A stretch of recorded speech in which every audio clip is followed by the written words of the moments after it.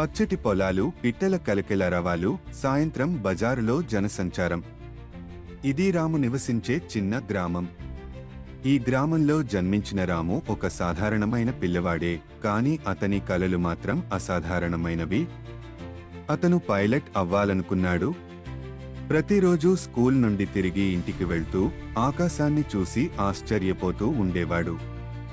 అక్కడ ఎగురుతున్న పక్షులను గమనిస్తూ నన్ను కూడా ఆకాశంలో చూడాలని ఉంది అని కలలు కనేవాడు.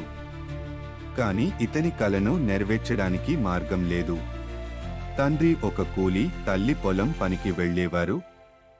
వీరి పరిస్థితుల్లో పైలట్ అవ్వడం అనేది ఒక కల కన్నా పెద్ద కలే.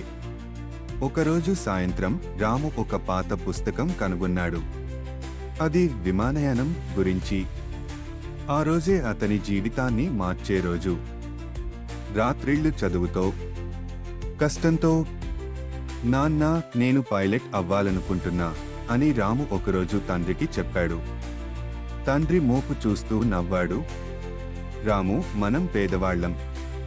పైలట్ అవ్వాలంటే లక్షలు ఖర్చవుతాయి. మనకు అలాంటిదేమైనా సాధ్యమా? కానీ రాము లొంగలేదు.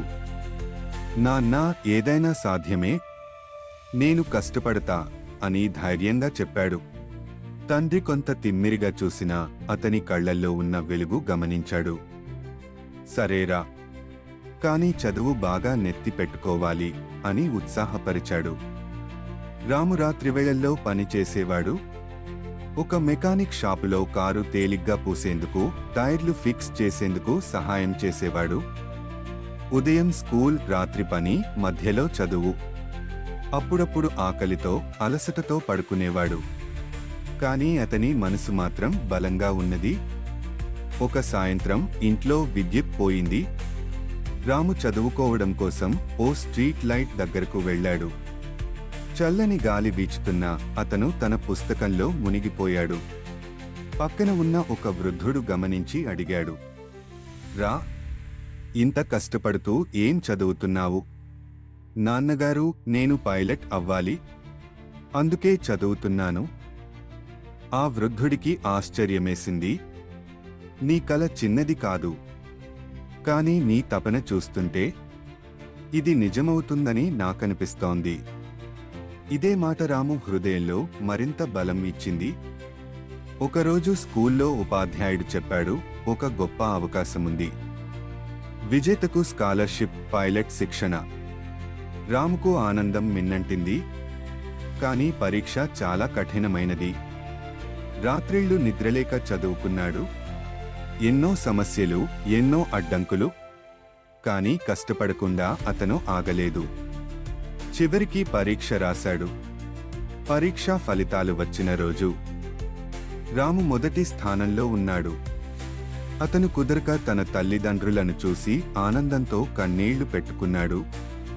తండ్రి చేతిలో పత్రిక పట్టుకుని చూస్తూ, నా కొడుకు విజయం సాధించాడు అని గర్వంగా చెప్పారు. సంవత్సరాల తర్వాత రాము పైలట్ ట్రైనింగ్ పూర్తి చేశాడు.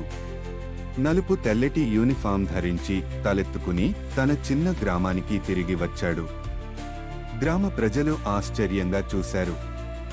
ఇదే రామా, మన పక్కనే ఉన్న చిన్న పిల్లాడా అని ఆశ్చర్యపోయారు. రామును చూస్తూ అతని తల్లిదండ్రుల కళ్లల్లో ఆనంద భాష్పాలు వెల్లివిరిశాయి. నేను సాధించగలను, మీరు కూడా సాధించగలరు. కలల్ని నమ్మండి, శ్రమించండి, ఏదైనా సాధ్యమే అని రాము పిల్లలతో చెప్పాడు. అతని కథ ఎందరికో స్ఫూర్తిగా మారింది. ఏదైనా సాధ్యమే. సంకల్పం ఉంటే, శ్రమ చేస్తే, ఎదురు దెబ్బలు తట్టుకుంటే అసాధ్యమని అనుకున్నది కూడా సాధ్యం. ఇలాంటి మరిన్ని వీడియోలు కావాలంటే దయచేసి సబ్స్క్రైబ్, షేర్, కామెంట్ చేయండి మరియు బెల్ ఐకాన్ నొక్కి నన్ను ప్రోత్సహించండి.